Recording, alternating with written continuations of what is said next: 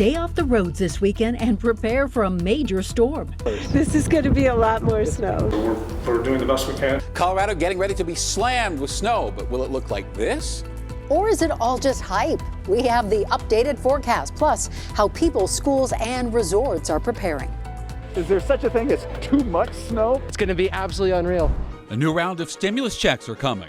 This bill represents a historic victory for the American people. But when and do you qualify?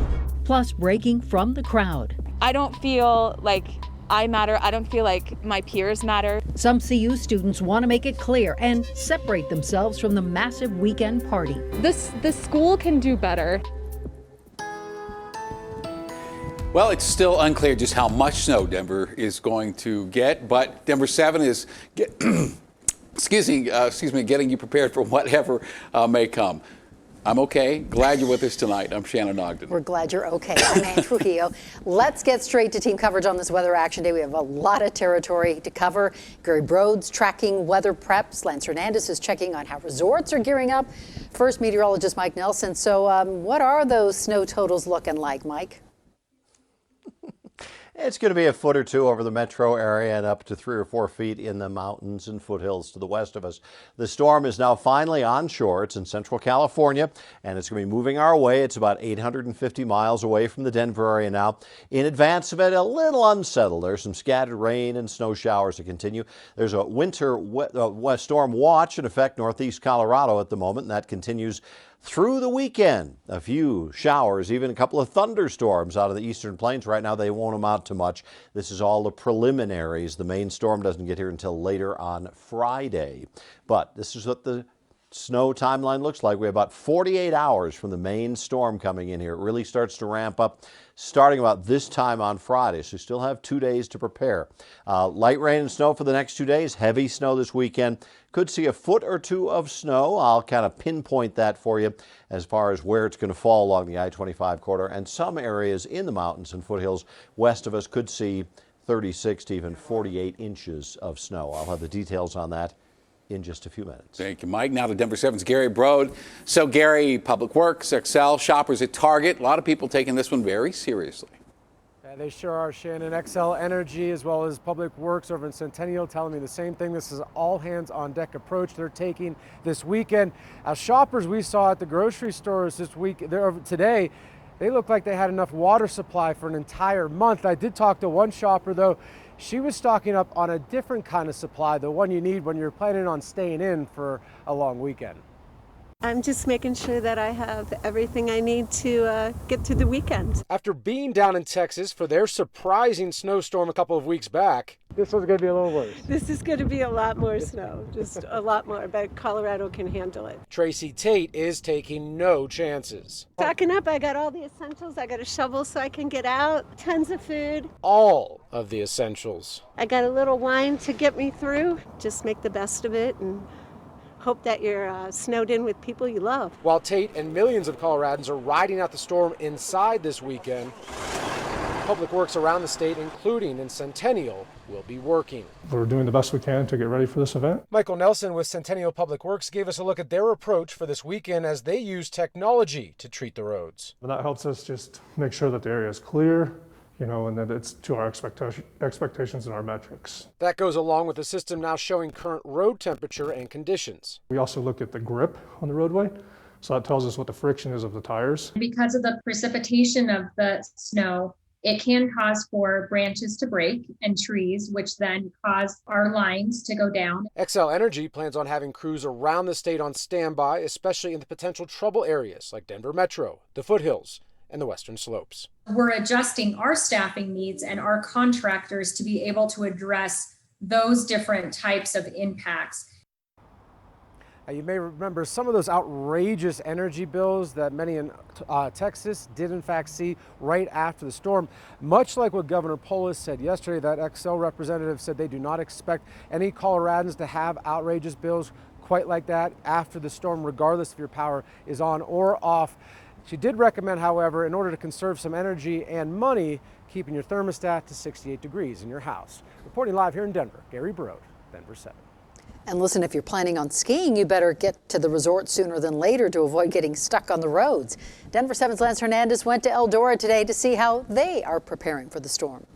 7 inches of fresh snow fell in Eldora last night. Many folks who live, work, and play here wondering what this weekend will bring. Skiers and boarders soaking up the sun at Eldora, taking advantage of fresh overnight snow, eagerly anticipating the big storm that awaits. I'm absolutely stoked for it, so I couldn't be happier for the snow coming. It's been a pretty light year on the snow. James Dietrich planning to come up Saturday and Sunday, no matter how much snow falls. That first day was incredible. Krista Crabtree remembers the historic snowstorm of 2003, which dumped 42 inches of snow the first day. People were wiping out and hooping and hollering. It was just incredible skiing that day. Snow slides closed the roads out of Eldora, so 300 people had to spend the night. As we slept, 30 more inches of snow fell. So we woke up and you looked out, and if you can imagine the cars here, they were all buried. Everything was covered. The lifts were covered, the cars were covered. The state sent a chopper to the rescue. A CDOT crew blasted the snow so it could be moved off the roadway. I asked if Eldora is worried about too much snow this time round. Snow makes us excited no matter what. So are we nervous? No, we're excited. Sam Bass says they'll prepare for a heavy snowfall to make sure employees can get to work. If we do end up getting a historic snowfall, our teams will be ready for it. You know, we have people, most of our employees live in the area, and we'll probably take the lessons of '03 to heart and maybe start digging their cars out the night before. It's safe to say there's no sense of dread up at Eldora. Lance Hernandez, Denver7. Thank you, Lance. Also, schools are now getting prepared for Friday and possibly calling a snow day for students. Our state's largest school district, Denver Public Schools, is already laying out its new plan. So for every first day of a big storm, DPS will just call a traditional snow day, meaning no in-person and no virtual learning. And then if DPS can't safely allow students back for the second day, the district would then switch to classes online. Now, keep in mind, an official decision on Friday's snow day for DPS, that has not been made yet. And we've gone 360 in the past on whether students should still get snow days when most students are now prepared to just learn at home. So if you still want to weigh in, we'd love to hear from you. Email us at 360@thedenverchannel.com. And we are watching this storm closely, and we will all week long. We'll have the very latest on air and online. And Denver7 is the only Denver station with continuous weather coverage 24/7. You can find it on our streaming app. Just search Denver7. Vaccination clinics are already being postponed due to the anticipated storm. A mass event being put on by the Latino Equity Clinic, it was canceled for Sunday. Kaiser is already canceling all of its clinics this weekend. In Kaiser's case, they're calling everyone who had an appointment to reschedule. But if you have another vaccine appointment set for this weekend, just be sure to check with a provider to see if the appointment is still on. The $1.9 trillion COVID-19 relief plan is now ready for the president's signature later this week. It passed the House today without a single Republican vote, by the way. The bill includes $300 per week in federal unemployment benefits, an expansion of the child tax credit, plus hundreds of billions of dollars for funding for vaccines in schools and state and local governments.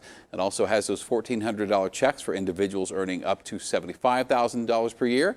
President Biden should sign this on Friday. And once that happens, you could see that direct deposit within days. For some, it could take a while longer to get the mailed check. And we have just learned that Vice President Harris is going to be in Denver next week to talk about this plan.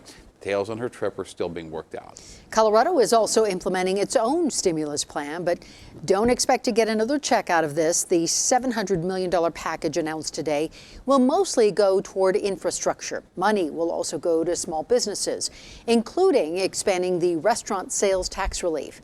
It will also go to support low-income families. You can find a full summary of the governor's COVID-19 relief plan on thedenverchannel.com.